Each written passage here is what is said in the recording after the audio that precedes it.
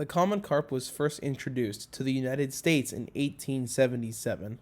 The smallmouth buffalo is a native species to the United States and has shared the rivers of the southern part of the United States with fish like the alligator gar for millions of years. So what I want to talk about today is a little bit about the history of both those species and the massive following that both these fish now have here in the United States, but also around the world. Particularly the common carp has an enormous following, and the smallmouth buffalo is one that is only increasing, especially throughout this past decade. So let's get started. So welcome to the Nomadic Angler Podcast. This is going to be the first official episode. My name is Brandon Bellato, and again, like I just mentioned in the intro section there, today we are talking about carp. So, carp and buffalo. But to start that off, first thought is that not a lot of people know this, but buffalo are actually species of sucker. So they are very, very commonly mistaken for being carp because they look so similar. They swim in the same waters. You can very often find them in the same area, as long as they're in the range where buffalo are, because there are a lot more places that there are just carp in the United States than there are carp and buffalo in the same body of water.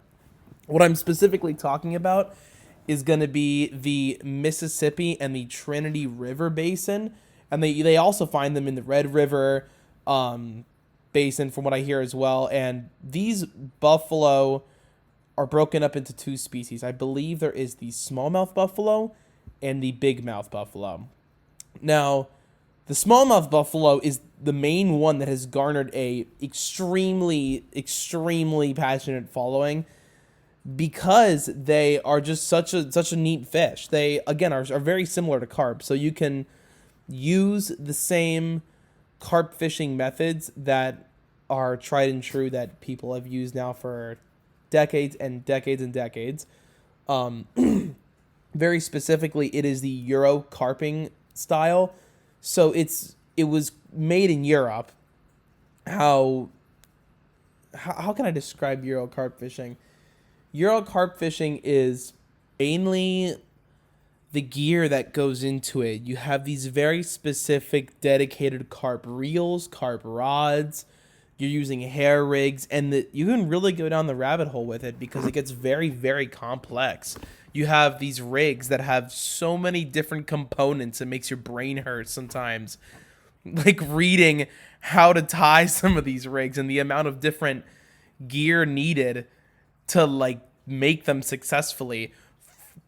I mean, it just, you can, again, really go down the rabbit hole with Euro carp fishing, but it really refers to just this way of carp fishing that was originated in the UK that has now created this mass market that is now also being utilized here in the US to fish for carp. And it's just very carp-specific techniques on catching them, like the certain ways that you bait a spot. Like a lot of these guys that carp fish in like the Europe style, they will have week-long sessions. I mean, they'll camp out on the lakeside. They'll be out there all week. They'll fish all day, all night. Some of them get no sleep. I mean, just pure dedication. It's wild. And I haven't gotten to be a part of a session that's that long yet, but that's how they produce some of these really large fish, and carp exceeding 40 pounds. And a lot of these week-long sessions that I'm talking about are, at least the ones that I have seen and watched from videos and seeing guys' social media posts, are for common carp. Buffalo seem to be, guys don't do week-long sessions for buffalo, not that I've seen, but I could be wrong. But the larger bodies of water, the big reservoirs here in the U.S. that hold carp, I mean, some of them are massive. Some of them are 100,000 acres strong, just massive bodies of water. So you can clearly see the advantage to having a week-long session like that. I mean, some of these guys, they bait up a very particular spot that, because of knowledge of these fish and where they like to hang out, the structure they like to hang out on, the depth of the water for whatever time of year it might be. They set up on that location with all their different kinds of baits. And again, that's another thing also too that I forgot to mention while explaining Euro carp fishing is the amount of different kind of baits. I mean, oh my gosh, it gets overwhelming. Like when I started fishing here in Texas for carp, and I started getting into the baits and just getting into the carp fishing in general, the amount of different baits that you have to choose from, again, will make your brain hurt. I mean, you really have to just like look at ones that guys like flavors that guys catch a lot on and use those. And when I'm talking about baits, what I'm talking about specifically are particle baits. So this is, and all these baits that I'm about to mention are sold by specific companies that make carp baits. And a lot of these companies are in Europe. I want to say that all of them are. I think there may be like one or two here in the US that make these baits.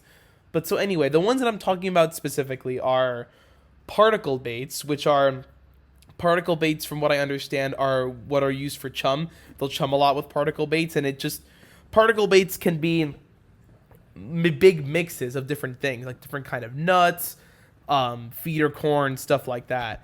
But the really interesting ones to me, are boilies, wafters, which I think are a kind of boilie, and oh my gosh, what's the other one? And tiger nuts.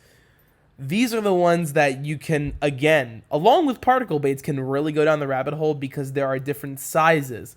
There are dozens and dozens and dozens of different flavors, different combinations. Then you have liquid baits, liquid sweeteners that you can add to them.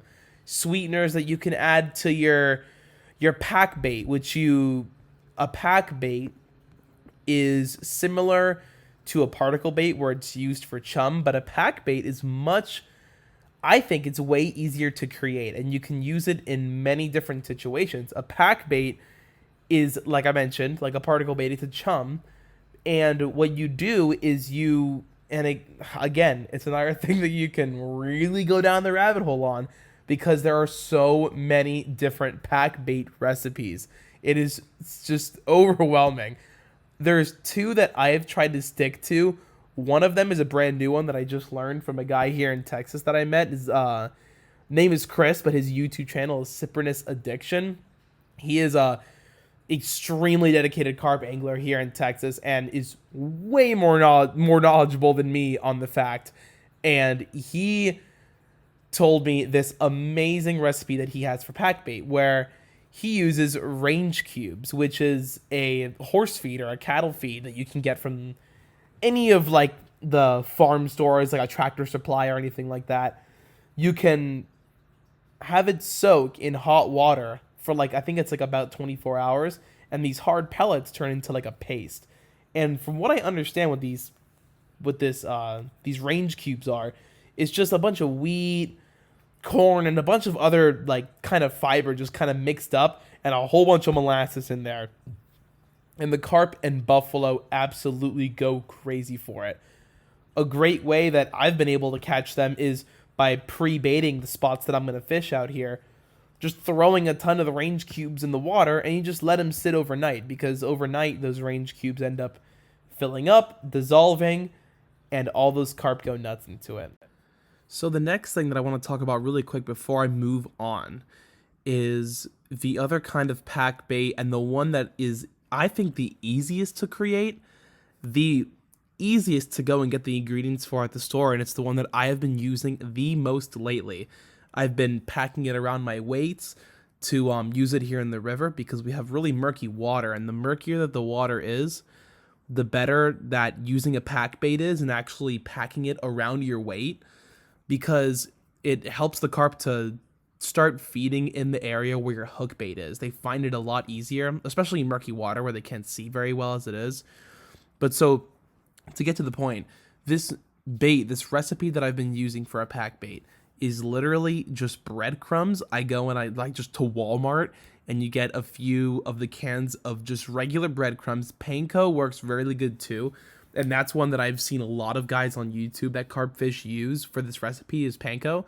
But I find the breadcrumbs to be a little bit more favorable just because they actually build up, and they actually get easier to pack a lot faster. It gets stickier would be the word. It gets stickier a lot faster, and you're able to really get it into a nice tight ball that isn't going to break apart on a cast or anything like that. Or while you're actually tossing the bait out there, the pack bait, just for chum. I find it to be way better just using the plain breadcrumbs. Now, the next thing is a pretty common thing to add to a pack bait is literally just canned corn. Now, what I've started doing that seems to be a little better, and I think is better for like the flavor of the pack bait, is using cream corn. Now, that's something that I know a lot of guys swear by in their pack bait, is putting cream corn in there, which is something that I've been doing now. The last 2 or 3 sessions that I've been out there, I've been putting cream corn in instead of just regular kernel corn. It also helps to, again, pack the bait better and makes it more sticky with the cream corn rather than just regular kernel corn. And then the next thing after that is strawberry mix, believe it or not. It's this like just this jello powder that you can get, again, from any of these regular supermarkets. It's super cheap. It's like $4 a box, little pack. And it's this just strawberry powder that you just sprinkle in there. And so it gives it a little bit of color. It'll get kind of like a reddish, more of like a pinkish tint. Because you don't want to put too much in there. I think when you put too much in there, it looks kind of goofy. It's just this like red paste. But when you put a little bit in there, it's just enough that it makes it a little bit sweet. And it smells a little bit stronger. So I feel like it's, especially in the murkier water, it helps them to find it better too. And I just really, really like it. It's seemed to be extremely effective, not only with the carp, but with catfish too. I've caught quite a few nice sized channel cats as bycatch while fishing for the carp and with using that strawberried pack bait as a packing it around the weight. It seemed to work very well. But so that's easily my favorite pack bait recipe. It's what I've been using pretty much the whole time I've been learning this carp game here in Texas. It's been like my go-to pack bait recipe. So, but anyway, before I get into that, that's actually fishing the carp. Getting back into the baits before I get sidetracked. So you have all these boilies. You have the different sizes. You have the different kinds of boilies. You have pop-up boilies, which are boilies that are made to float. So they are extremely buoyant, and they'll pick the hook right up off the bottom and they'll float. And it's up to you on how high you want it to float, but they're very buoyant. Then you also have wafters, which is essentially just a boilie that sinks, is really what it is. It is a boilie that'll lay on the bottom and be a bottom bait, essentially. Or what I've liked to do a lot lately is you get a boilie, or you get a wafter, and the wafters are not buoyant. So what you do is you get a little piece of fake corn, a little piece of pop-up corn, which is essentially just a rubber piece of corn that floats. And you add that to your rig. So all you have is your little wafter. And like I was mentioning with you have the different sizes of these baits and all that. They come in many different sizes. You got, there's like 15 millimeters, 14 millimeters, 20s, 25s, and they're not in inches because they're all UK products. So we get them over here and we like know what the size is going to look like, but it's all in millimeters because it's all overseas stuff. So it's pretty interesting. You have all these different sizes of boilies, and just like any other time you're bait fishing or you're live bait fishing, you need to make sure that you match up the hook with the bait size. Like, it's extremely important, and especially here for carp fishing, because in the Euro style of carp fishing, you have a weight. This weight, depending on the size of the fish and the speed of the water where you're fishing, generally speaking, you have an ounce, a 2 ounce, a 3 ounce, and a 4 ounce. A lot of the guys that I have talked to are very, very keen on just using a 3 or a 4 ounce for carp fishing, which to me, I'm like thinking that's nuts. That's a massive weight, because when I first started looking into the Euro style of carp fishing, the hooks that you're using for these rigs are tiny. And they look even smaller when you add on to the rig all of these different mechanical parts, like the swivels and the lead clips, the lead itself, method feeders. You add on little PVA bags full of bait. I mean, just, it's crazy. I mean, the amount of different working parts to some of these rigs are nuts. Me, like a lot of the other guys here, especially in Texas, and I think it's mainly an American thing, the rigs are very simple. We keep it very, very simple. And the guys that I've talked to here in Texas keep the rigs very simple, because the more pieces that you have of a rig, the more chances that there are to fail. And that's just is how it's always going to be with fishing, because we're people. We make mistakes. So what I think is really, really interesting about the rig is that what you're essentially trying to set up for is for that fish to come along, grab the bait, and he or she literally hooks himself or herself with the weight that you have on your rig and the resistance against that little tiny hook that you're throwing. And these hooks are small. I mean, some guys will use a size 12, which I think is ludicrous. That is a tiny hook. And it's very tiny when you take into consideration that these fish are big. Now, they're quite slow moving, and their lips are very, very rubbery. So it's very easy to get even a little hook like that stuck in their mouth, because they don't have very big mouths either, especially buffalo. I mean, you could have a 40, 50-pound buffalo, and that fish's mouth is only 2 inches wide. So this is just a little tiny hole. I mean, a little size 12 hook will still get caught in there. But depending on the length of the fight, and again, just the mass of these fish, I mean, that little hook can tear right out. It's super easy. If they, for some reason, get hooked a little wacky and the hook doesn't hold well and you're just holding on to like a little tiny piece of skin, I mean, that hook can just rip right out. No problem. So what's fascinating is you really have to get the rig right. You need to get the length from your weight to the hook right.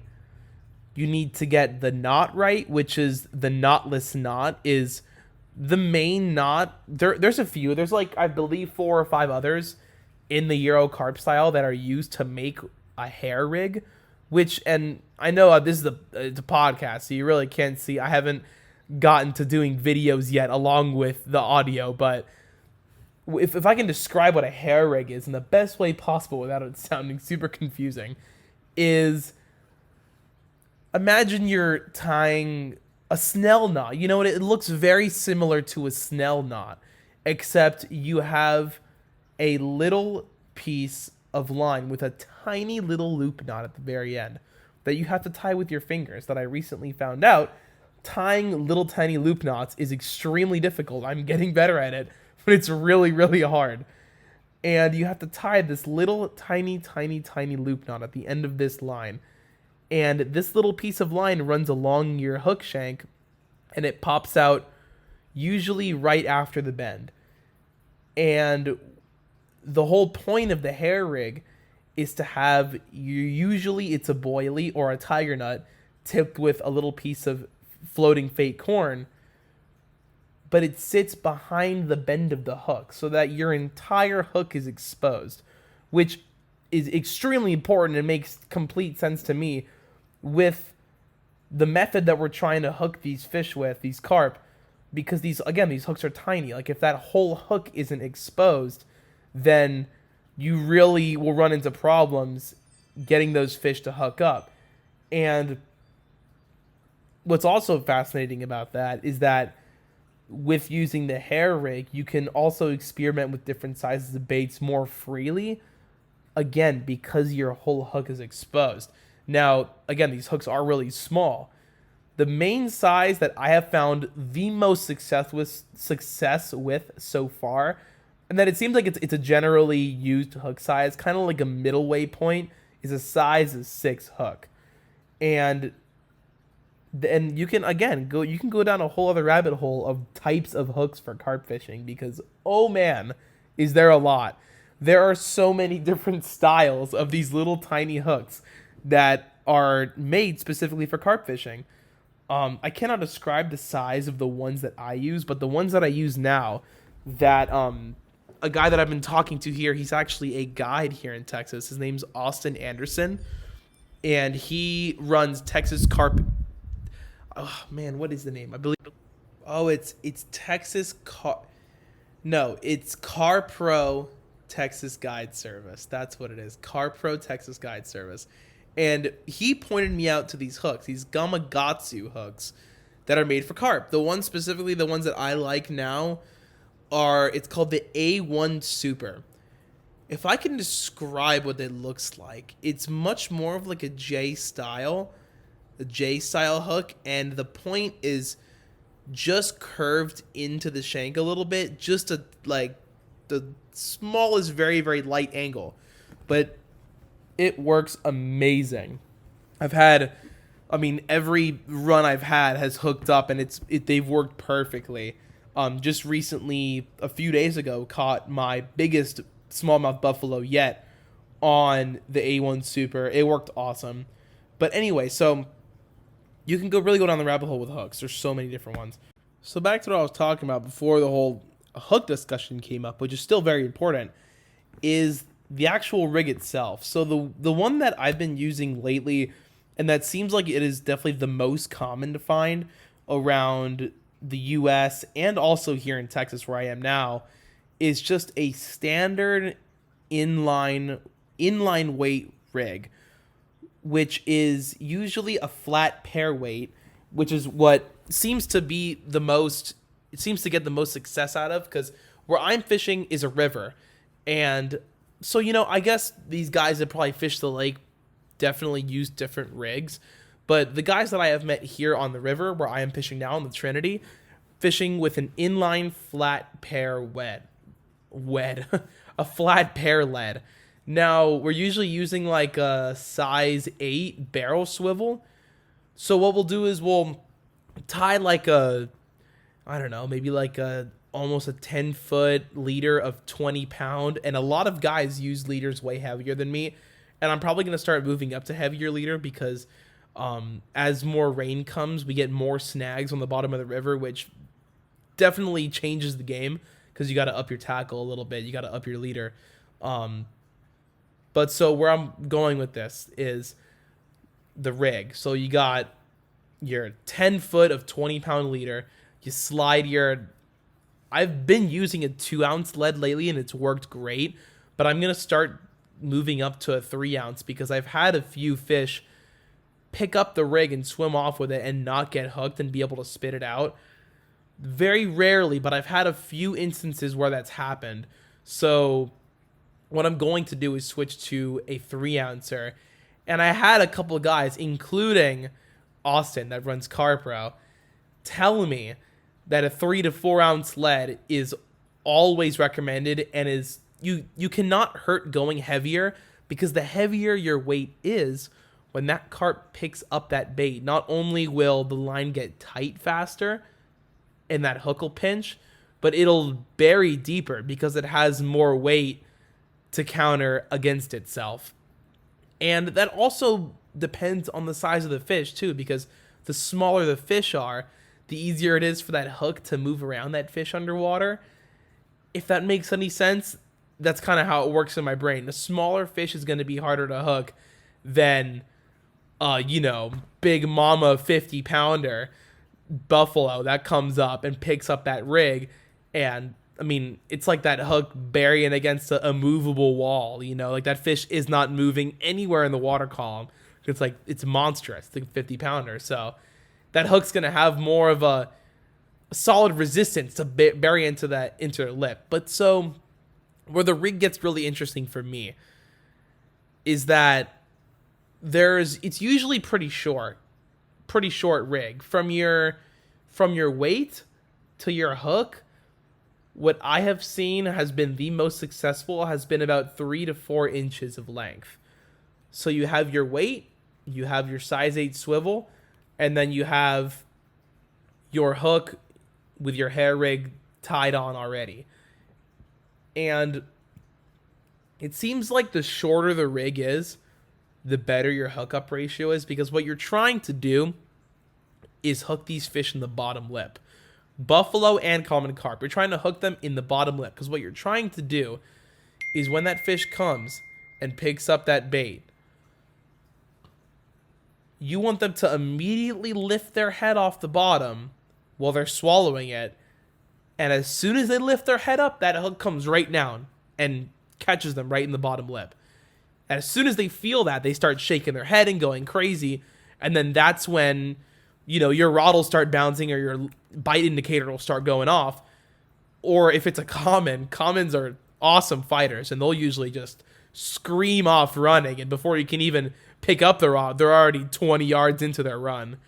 But usually all you do is you just slightly raise up your rod because you're fishing a little hook. So you're just slowly raising your rod up and you have that fish on already. Because the weight does all of the hook penetration for you almost. So when you lift up your rod, you just kind of finish it off.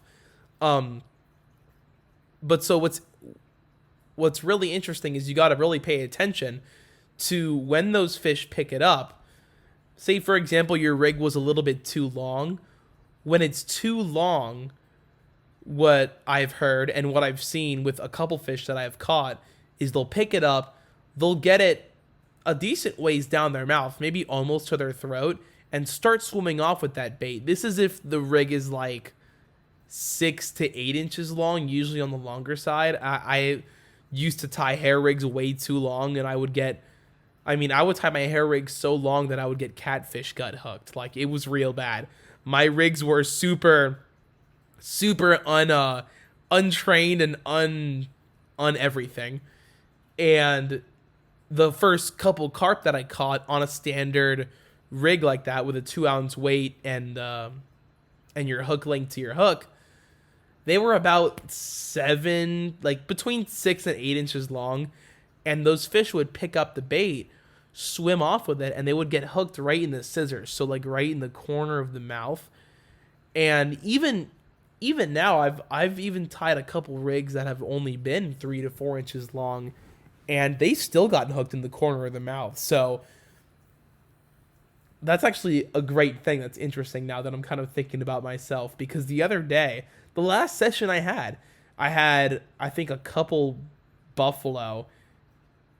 smaller buffalo get hooked in the scissors, like right in the corner of the mouth.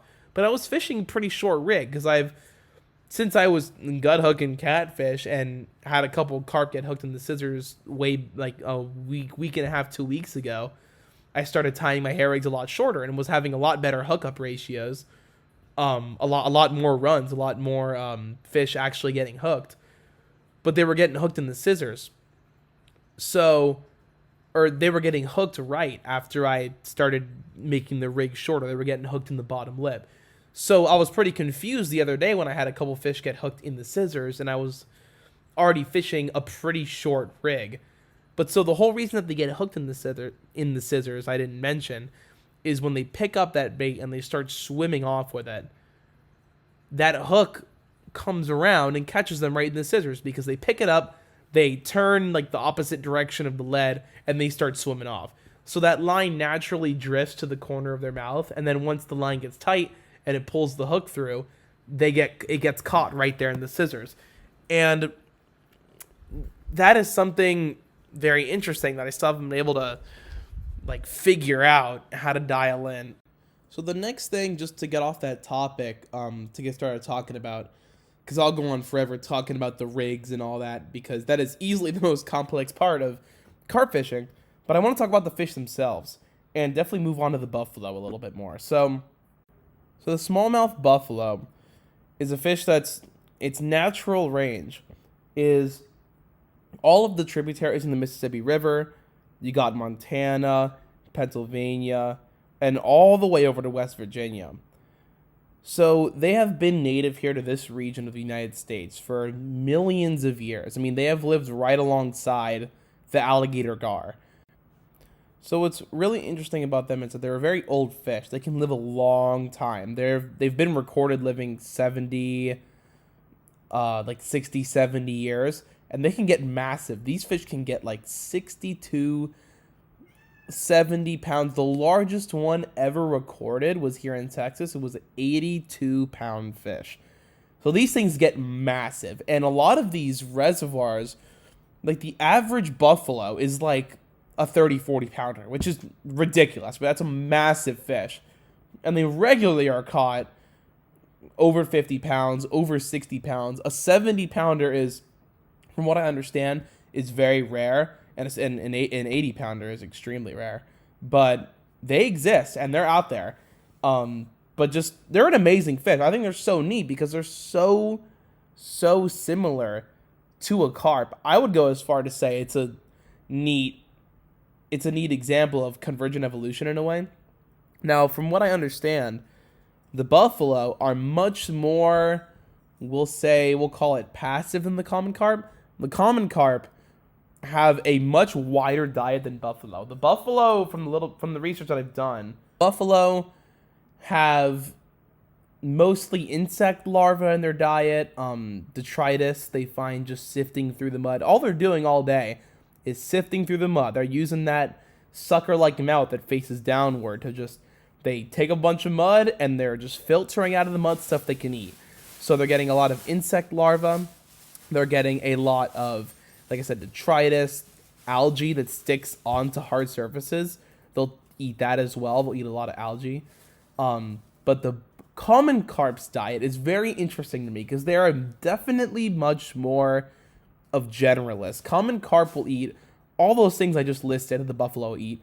They will full on eat aquatic plants, very similar to a grass carp. Grass carp are very much on eating aquatic plants. The common carp will eat aquatic plants. They'll also eat worms they find, any kind of bloodworms or anything they find on the bottom. They'll even occasionally eat small fish, which I think is super interesting. Occasionally, these carp will eat small fish.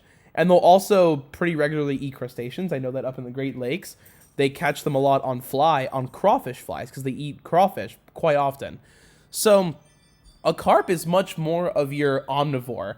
And then the buffalo are definitely more passive. And they're more of just like strictly grazers. But common carp definitely portray that grazing behavior a lot, just like the buffalo.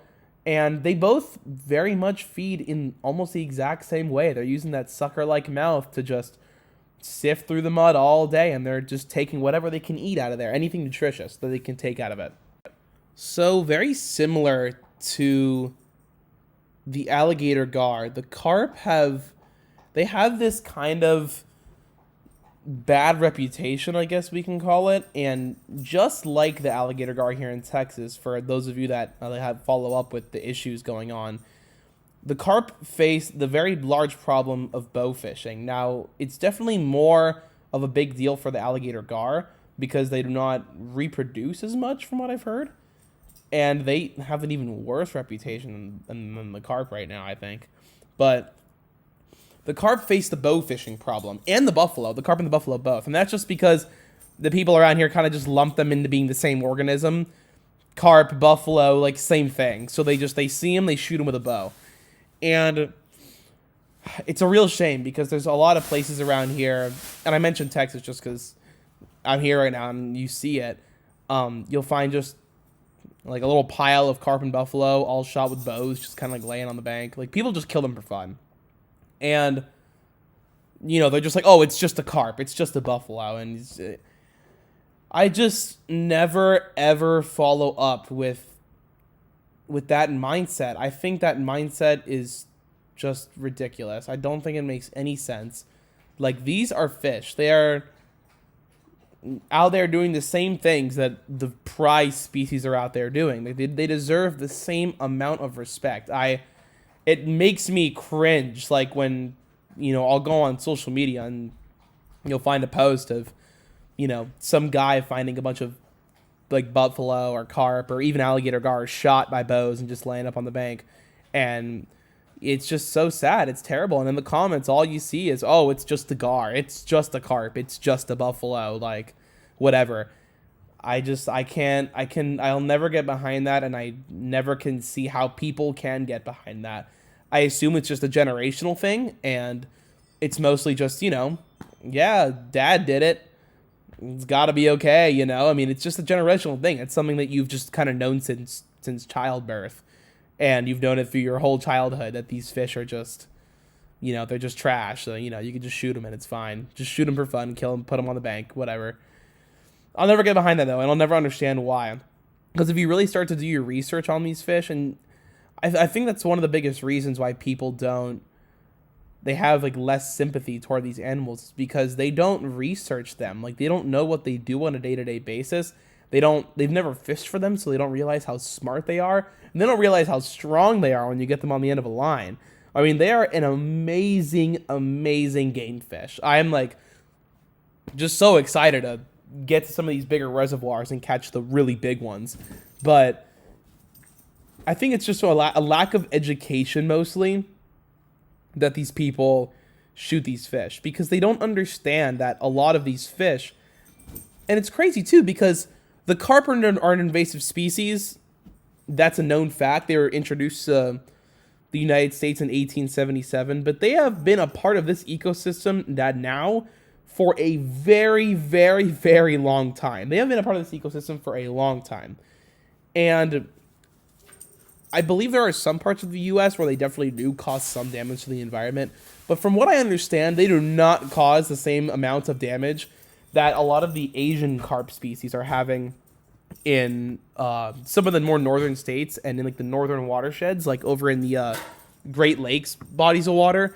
They are having some really large issues with the Asian carp. And that's, I think, another big reason why here in the U.S. there's a big hate toward the name carp, is because the Asian carp that are rapidly spreading up there in that region are causing so much damage. And they hear the name carp and they assume that you can just lump all carp, including buffalo, into this group of fish that are just like demolishing the Americas, which is absolutely not true for the case of the carp and the buffalo, the common carp specifically. And a great example of this education issue that we're having today and it's still going on with the alligator gar, but the alligator gar, their historic range, alligator gar used to be found all the way up into rivers of Illinois and Iowa. So they used to be in all these areas that they're still having problems with the Asian carp today.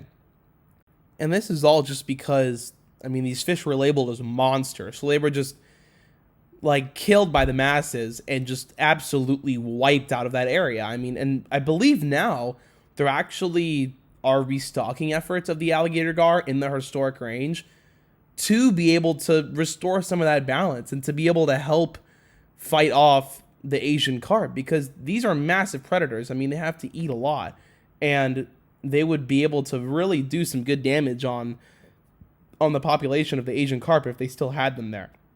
But so, moving back, before I get off topic, moving back to the carp. So, the kind of like the last topic that I want to do for this is just talking about fishing for them and their behavior, because that is easily the most fascinating thing to me about these fish. And what was really attracted me to them, not only because they're so big and they can get so huge, but because of just like the way that you have to fish for them. So obviously I already talked about all the rigs and how you can really go down the rabbit hole with that. What's so neat about catching these fish is obviously everything matters, like any other fish. I mean, the time of year is a big deal.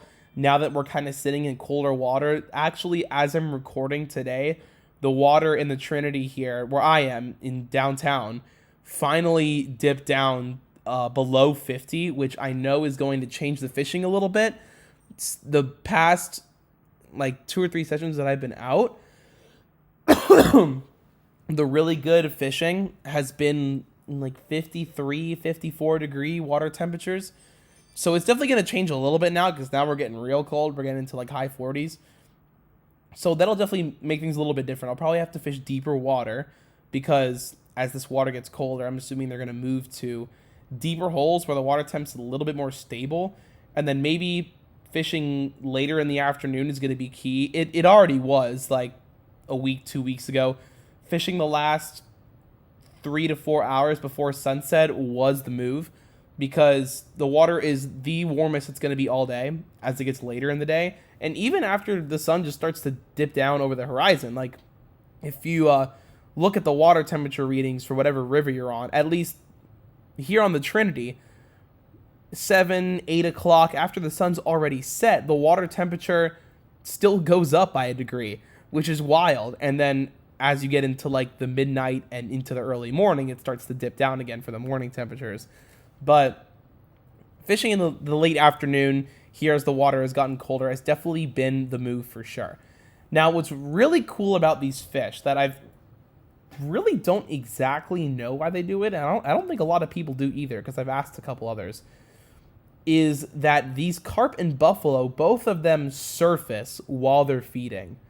Like, they'll be just eating on bottom, and all of a sudden, the buffalo won't completely jump out of the water, but the common carp will literally fling themselves out of the air. The fish it reminds me of the most is a mullet. How mullet come up and they'll flick their tails and they'll completely fly out of the water. Carp do a very similar thing, but they're a lot bigger, so they can't catch as much air as a mullet does. But they like get their full body out of the water. And I noticed they do that when they get on your chum. When they get on your chum, they'll be flipping and jumping around. And the buffalo, they do not fully come out of the water, but they do roll. It reminds me very much of how a tarpon rolls when they come up to gulp air. A buffalo will just get its back out of the water. You'll see its dorsal fin and its tail fin, and they'll just kind of roll. And they'll flick their tail a little bit, and they'll go back down to the bottom. That is something very, very neat that I've been learning how to read, like where they are and how they're kind of feeling, because they'll roll in different ways. Like they'll be very excited sometimes and they'll roll very fast. They'll make a big tail splash. Sometimes they do it very softly and very quietly and you barely notice it. They definitely do different things. And the carp as well. The carp will either fling themselves fully out of the water and make all this commotion and noise, or they'll just very slowly and briefly come up. Sometimes you might just see like their orange tail fin flash and that's it. So they definitely have different ways of rolling, but it seems like regardless, like if you see them rolling over the area where your chum is, they're feeding there. Like they're on your chum, they're around your bait. That's a really exciting part I think about the carp fishing, because sometimes you'll sit there for 2 hours and there'll be absolutely nothing going on. And you're sitting there, there's turtles picking at your bait, your catfish are running your lines, and you're catching little channel cats and little blue cats, and all of a sudden you'll see a common or a buff roll over your chum, and it gets you so excited because that bite could come within the next 5-10 minutes. Sometimes as soon as they roll, you get a bite a minute or two after. It's like immediate, which I think is super, super interesting, because they must come up to roll and immediately just sink right back down to the bottom and start feeding. So I don't know if they roll to get like an air pocket maybe in their mouth, and maybe that helps their suction feeding. That's the first place my mind kind of goes to. That or getting parasites out of their gills, which I know a lot of fish in saltwater do, and that's why they free jump. But for the carp, it seems like more of a purposeful thing. Like they do it when they feed. And usually if you're in an area that you're chumming, when you see them roll, very often they roll right over your chum because that's where they're feeding.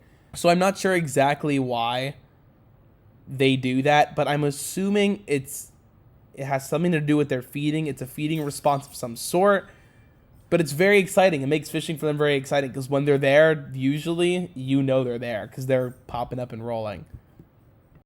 So another thing super cool about this time of year also is that you're fishing around structure usually, because for anybody that's fished in saltwater, or really any water, I guess, it goes for saltwater and fresh, hard cement or rock holds warmth. And really any structure.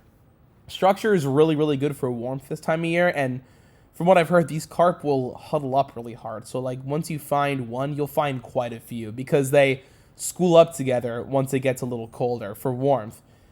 And these areas where I'm fishing right now in the river, while this water's been colder for the carp, are very, very snaggy. You got bridge pilings usually. You'll have down trees, so you have very nasty wood down there that's trying to cut you up.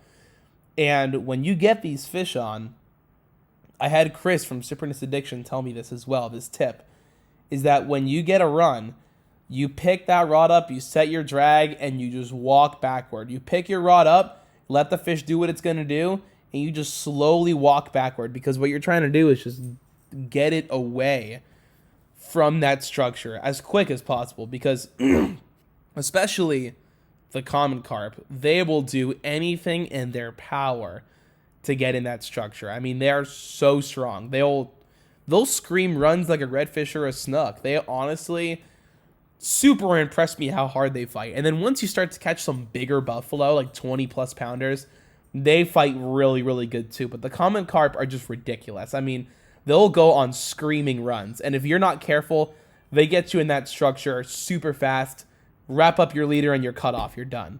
Or just straight up pull the hook out, which is usually what seems to happen because those hooks are little. Once they get snagged and the line kind of gets wrapped up, they can tear that hook out super easy. But yeah, they're definitely a challenge when it comes to being around structure, which also makes it really exciting because you get a good run from a carp around some structure. You gotta get them away from that stuff, because if you don't, but you can't pull too hard because you're fishing pretty light tackle. You're fishing usually 20-pound leader, and you're fishing with a tiny hook. I mean, you're fishing with a size 6 hook usually, and you don't even know how well they're hooked. So you have to play them light. You got to put like as much pressure as you can without pulling that hook or bending the hook out because it's so small. And then obviously you have that heavy lead weight too to add onto that, which can also help them to throw the hook easier. So you just have to really play them light. It's like a balancing act, which is what I think is so neat about it. It's a really delicate balancing act, especially when you're fishing around structure. I mean, you have to know exactly how hard you can pull before you're going to, have some kind of a tackle failure. And that's just so exciting to me because you really have to dial it in more just because of that. So I guess kind of to end it off here, because we're getting pretty decent into the time here. I didn't even think this first episode was going to be that long, and then I just started rambling. So I guess just to kind of finish it off here, carp and buffalo are an absolutely awesome species to fish for. I know for sure that it will not be my last episode about them. You guys will see tons on my social media coming up before April and May comes up here and the gar fishing starts getting good and the flathead catfish starts getting good. I'll be doing so much carp fishing. It'll be probably the only thing I'm doing, honestly. There's amazing bass fishing here in Texas. I know that a lot of you listening to this podcast know that the bass fishing in Texas is legendary. A lot of these reservoirs hold just tons of double-digit fish, a lot of big tournaments, and just amazing bass fishing. And all kinds of other stuff. There's great crappie fishing. There's striper fishing in a lot of the areas around here. But, I mean, these carp have just fully grasped my attention. I mean, the technicality of the way you fish for them, the history, the history of the fish themselves and learning about them, how smart they are, how giant they get, and how hard they fight, they have just completely captivated me. I mean, they have garnered all my attention right now. And I'm just super excited for it. I cannot wait to get a 40-plus pound buff and a 40-plus pound common. I cannot wait. That's coming up on the mission here. And, well, I hope you guys enjoyed that podcast. That's my first episode of the Nomadic Angler Podcast. So I hope you guys enjoyed it. And stay tuned for the next one. I have no idea what I'm going to do for the next one yet. But it's probably going to be something Florida related because I'm going to be doing a lot of Texas stuff here because I'm living here right now. So a lot of that's consumed my mind. So the next episode will probably be something Florida related. Maybe snakeheads or, yeah, you know what? It'll probably be invasive freshwater. That's probably what I'll do for my next podcast because that's such a deep topic to talk about, is invasive freshwater species in South Florida that I have fished for and that I know exist there. Can't wait to do that one. So that'll be the next episode, invasive freshwater species in South Florida. But hope you guys are having a dang good day. Enjoy it. All the blessings. And, yeah, take it easy, guys. Out.